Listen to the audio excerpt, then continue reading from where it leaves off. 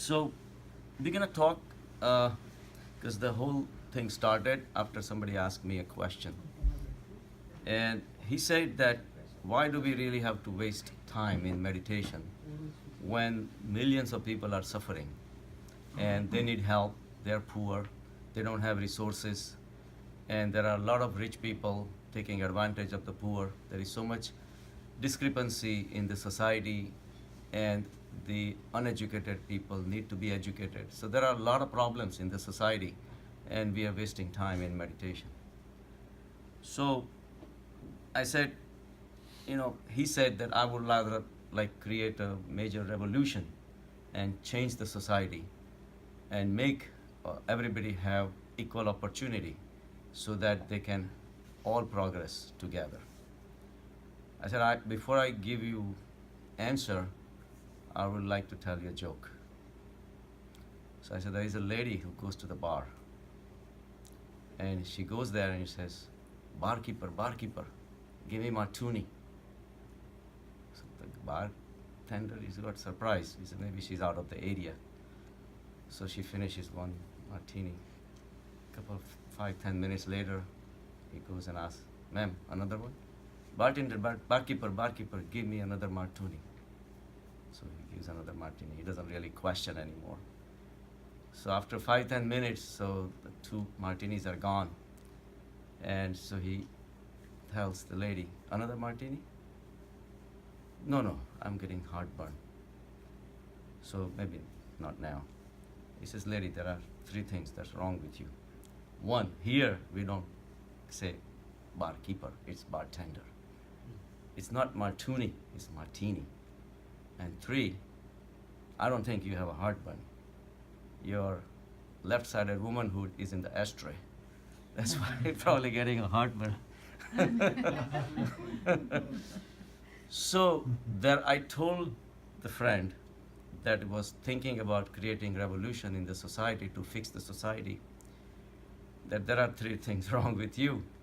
I said, 1, you don't know what is meditation because you have never done it. 2, you don't know the real cause of suffering in the society. What is the real cause? You have no idea. And 3, you are mesmerized by the word revolution. You don't even know what revolution does to the mass people. So I said, I'll start explaining to you one by one. The problem with the world is that there are a lot of people, or almost everybody, by default, are running towards their objectives.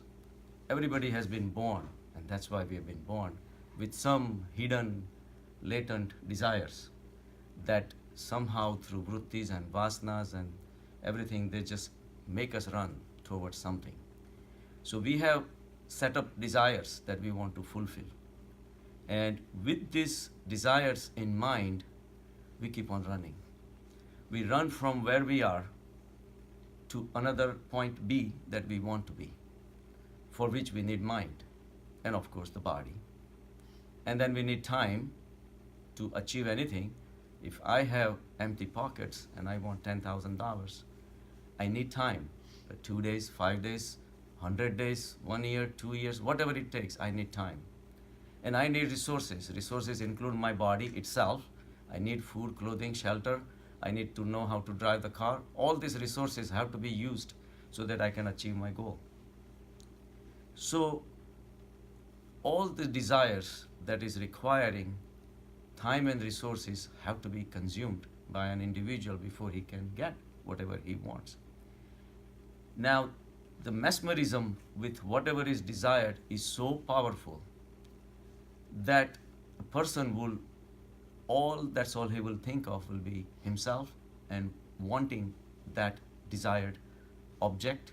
Could be a person or could be a situation. And anything that comes in between, he doesn't care. Even if it takes at the cost of somebody else's happiness, he will do it. So people want to expand. They have $0, they want $10,000. People have $10,000, they want $100,000. So escaping from what they are and where they are They want to be someplace in the future where they will be happy and satisfied. And of course, it never comes. So once you have 10,000, then you want 20,000. Then you have 20,000, you want 30,000. Everybody is in expansion mode. Everybody wants to expand more and more and more. So invariably, there is gonna be a conflict because there is X amount of dollars printed by the US government and is thrown out in the public. Whoever wants to share, they can have it. But as long as you work hard for it, you can have it.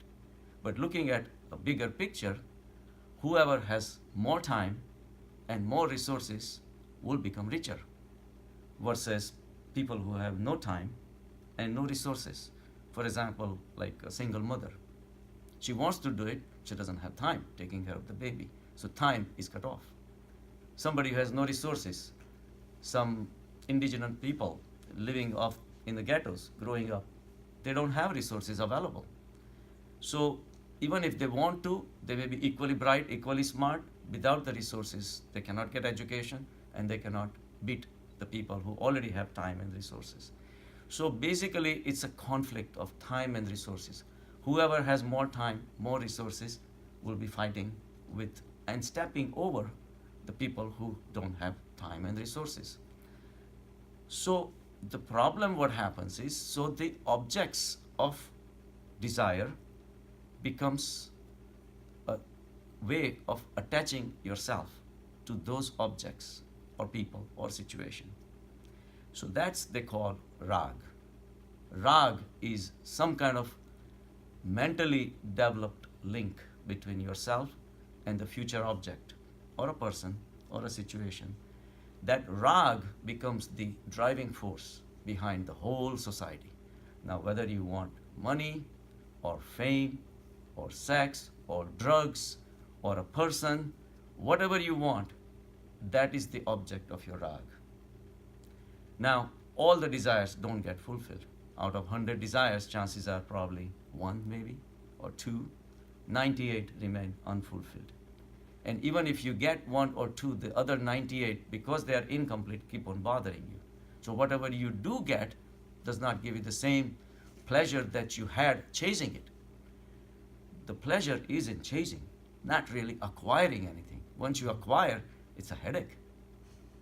So really, now the same object that you already have acquired stops giving you the same pleasure, because once you have it, I have a friend, he's an Indian guy, he owns a gas station, and he has been looking for retirement for a long time. Nice single guy, and he says, I have bought a property in Goa, I'm just gonna go and retire. And then everything went through very well. They sold out the gas station, subway and all that. I said, so what's happening now? He says, I'm all set. And then the last time he came for physical, 2 days ago, he says, now I have a cat. I said, after all that, you thought you were free to travel. Oh, my brother brought it. And oh, but the cat is so cute. So now he's getting from one attachment to another attachment. Now he has to feed the cat. Oh, cat demands this, cat demands this. Right now he's enjoying because he never had cat before. For now, another 6 months, I'm sure he's gonna be fed up. I said, what happened to your house in the Goa? I don't know yet. He's not retired. So objects of pleasure keep on changing. When the objects seem too far, they become dvesh. Opposite of rag is dvesh. Now you have a hatred or almost discontent for the objects that you cannot have. You want a beautiful girl in the class. All the boys want a beautiful girl. Fortunately or unfortunately, there are very few, but everybody wants them. So not everybody is gonna get the most beautiful girl. So you may end up getting second best or third best or a lot lower. It depends upon your luck.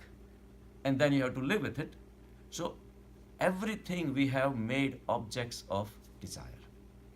And when in this rut, we are so blinded by that object, whoever comes in the way at the cost of their life, stepping over their time, their resources, their emotions, their way of thinking, we're gonna do it. And this is the way the whole world is operating. So obviously conflict is always gonna be there. And in this conflict, There is always a winner and there is always a loser. So not any situation or any society can create a perfectly ideal world where everybody has the same time and same resources available. So what do? So he says, create revolutions. He says, first of all, you have to understand the dynamics of revolutions. Revolution is you require mass energy, and they all have to be ready for the uplifting and fighting spirit at the same level that you feel for it. Not everybody will feel for it because half of the population, or maybe 1/3 of the population, is already enjoying the benefits of having the time and resources. They're not going to join you. So you have to rely on the people who don't have time and don't have resources, and they don't have resources. They're not going to pitch in to raise the funds, even to carry out the revolution. Supposing you pulled it out, but you will think that you created the revolution, but it was that mass energy that created the revolution. People who had deficiency of the time and resources are the one who's going to join the revolution. Supposing revolution does go through, and now we have a society where poor became a little bit reasonably good, more richer, and richer became a little more poorer, and maybe you did bring equalities at the cost of what?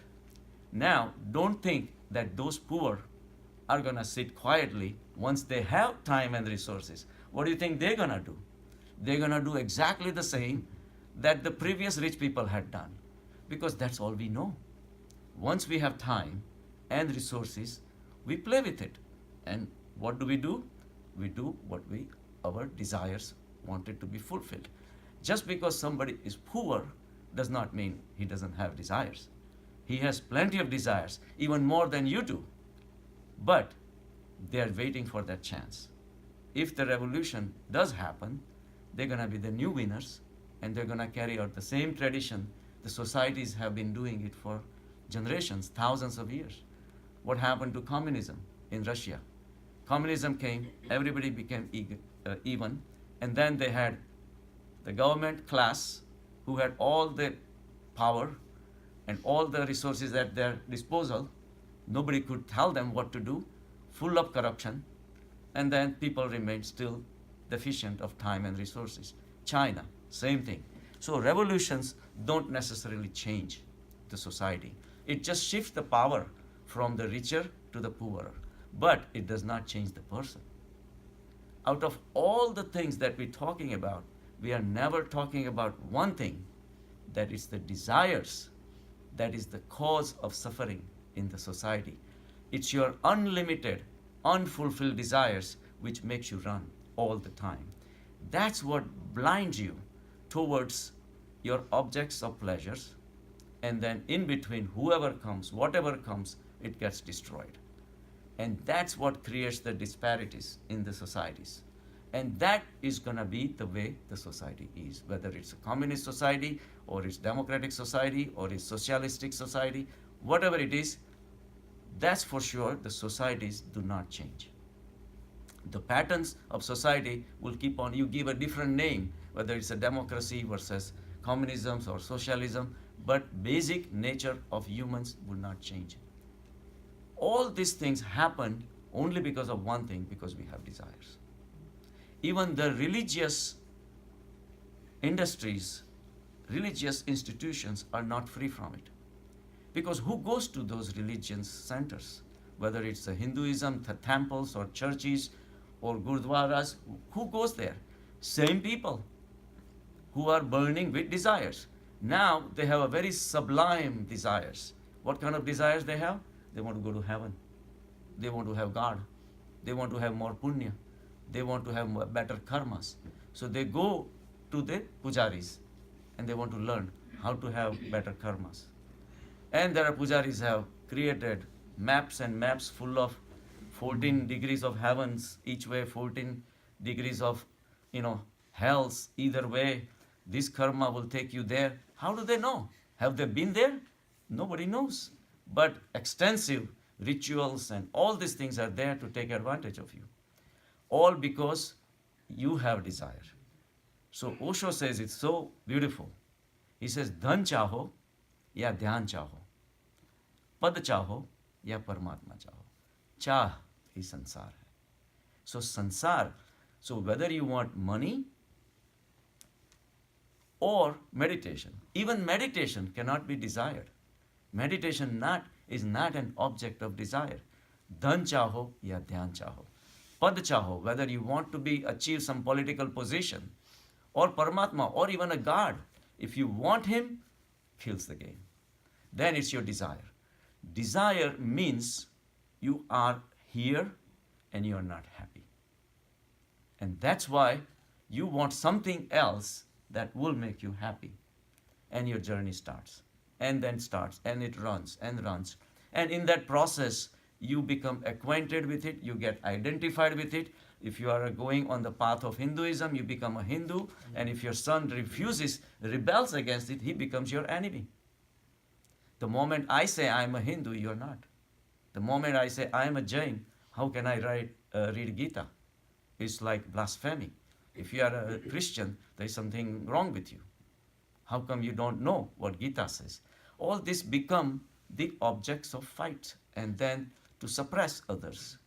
So it's that run that is wrong. And that's what is needed to realize that the desires are the ultimate cause of suffering everywhere. That creates the rich, that creates the poor. And the poor are suffering with the same disease called desires. Whether you are rich or intermediate or poor, it doesn't matter. So the real cause of suffering is the desires, which we never realize that. Desire is using your time and resources, whatever kind of time and resources you have, to run outside. You have mind, so you think. You have intelligence, so you make ideas. You have beliefs, you have thoughts. And then you have five senses that will perceive the world, and you find out the way where you have to go and act out. So you have five organs of perception. You have eyes, ears, touch, nose, smell. And you have five organs of action, your arms, legs, speech, and the two holes, through which you perform in the society. The 10 horses are controlled by your mind, and mind is confused. Mind doesn't know that it's the desire that is the cause of suffering, but out of the body and the mind is the only smartest thing you have. So you cannot rely on the body, but you have to rely on the mind. And that's what everybody does. Whether it was a Sikandar, Alexander, or Genghis Khan, they all wanted to expand and expand and expand, and they died.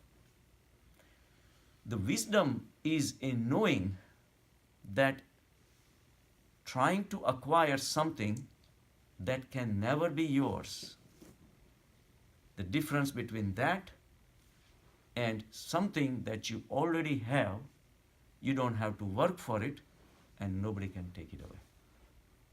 That wisdom is lacking.